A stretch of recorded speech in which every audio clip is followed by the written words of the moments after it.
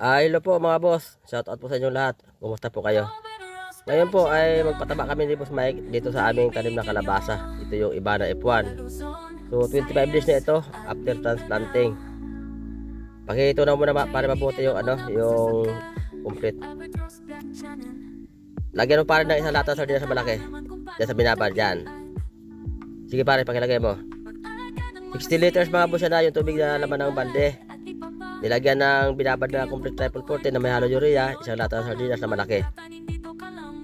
At lagyan pa ng putas, kalating lata lang pa rin ng sardinas na maliit. Yan sa putas ang ihalo mo. At yung kalabasa natin may mga bukol sa dulo ng talbos. Okay na pare, kalati lang. Yan ang putas. Yan mabos yung 0.060 putas. At pakilaan mo pa rin ng kalating lata ng sardinas na molasses. Lagyan mo ng vitamins pa para lalong gumanda yung kalabasa.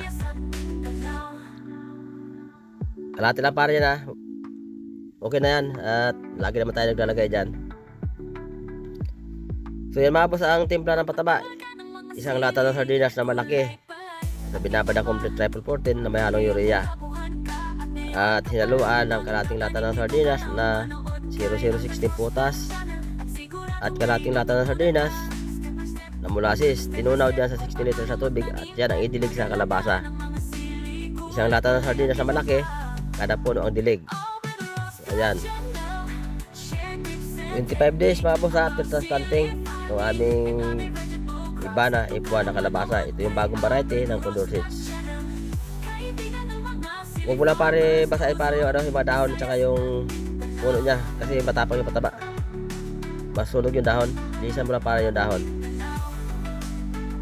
para hindi masunog yung dahon niya at matapang yung pataba natin Kaibigan nyo mula Luzon, Visayas at Mindanao. Kaibigan ng mga magsasaka, Albatross Black Channel. Nagbabahagi ng kaalaman kung paano magtanim at mag-alaga ng mga sili, gulay, palay at iba pa.